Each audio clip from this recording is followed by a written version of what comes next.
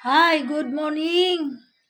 Good morning mga busing, good morning mga idol. Welcome to my vlog. Ako po ay katapos-tapos ko lang po mag-armusal. Ito po, armusal ko po ay nag-armusal po ako ng kanin mga idol para po medyo matagal ako magutom.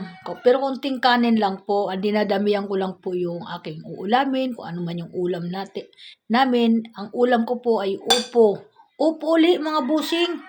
Kasi kagabi yung po ulam namin, ginawa ko pong kanin. Eh meron pa natira, nanghihinayang po ako na masira. Iyan po uli inarmusal ko busing, pero marami po ako armusal dito na dapat ko armusalin.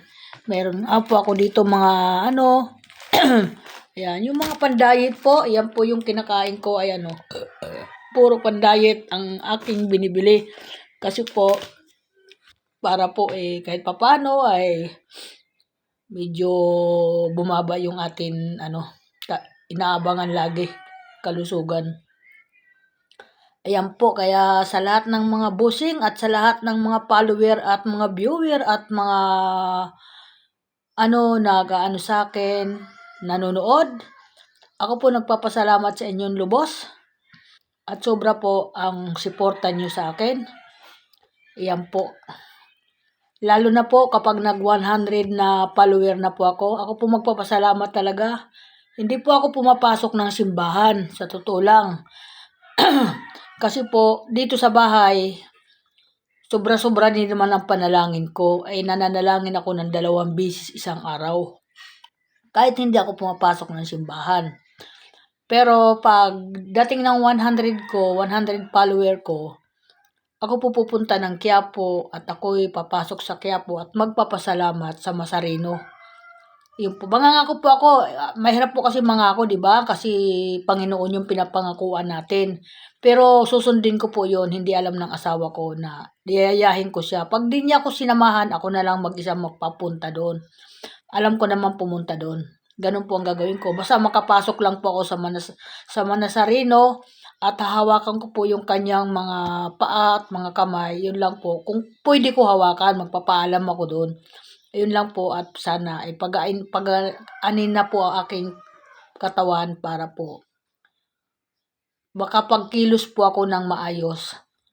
Ayun po, maraming salamat mga busing sa lahat ng mga I love you so much sa inyo. Ako na naman po ilalabas ng bahay. Araw-araw po ako lumalabas ng bahay. Ay nagtitinda po pa ako sa labas. Hindi lang po ako may tindahan dito. Ako po sinasamahan ko yung aking asawa kasi hindi naman niya kaya. Kanya yung negosyo. Tapos ako naman ang isinasama niya. Pero okay din naman kasi kahit papaano nakakapulot din naman ako ng kahit papaanong kaunting pera doon sa aking pagsasama sa aking asawa, 'di ba? Hindi naman kami naglalaro lang doon. Ay kami po nagtitinda rin po kami sa labas. Yung dati ko pong trabaho yon nung malakas pa ako, maliliit pang aking mga anak.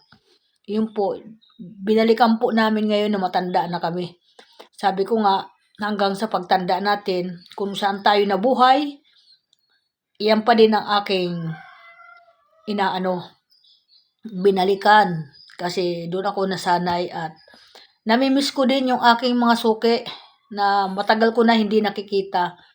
Kasi pag ako nagkaroon ng suki, parang napapalapit ako sa kanila. Ganun po. At maraming salamat sa lahat na sumiporta. Marami po salamat sa inyo. I-update ko po kayo pag ako po nag 100 ang follower ko. I-update ko po kayo kasi ako po ay papakita ko sa inyo na totoo yung sinasabi ko at kahit papano magpapansit tayo. Pansit lang, maipamigay sa aking mga kaibigan na mga kapitbahay. Pagpapasalamat lang dahil sa ganitong pagtanda ko ay meron ako alaala kahit papaano. Meron akong babalikan at ang mga anak ko na kung sakaling lilisanin na ako, meron akong iniwan sa kanilang bakas. Yun lang po at yun lang po yung aking sinasabi kaya nagganon din ako kasi siyempre ang kalungkutan ng tao hindi yan maiiwasan na hindi ka rin maalala nila kasi sa mga anak mo nga sila. Pero yung pong iiwanan ko sa kanila, makita lang nila ako sa video na gumagalaw, sapat na po yun. Yung gano'n. Kaya po siguro pinaganon din ako, tinulungan ako ng Panginoon na magganon ako para ang mga apo ko at mga anak ko makita nila lagi ako na hindi mawawala sa paningin nila. Okay, maraming salamat. God bless. Maghuhugas na po ako ng pinggan. Bye-bye!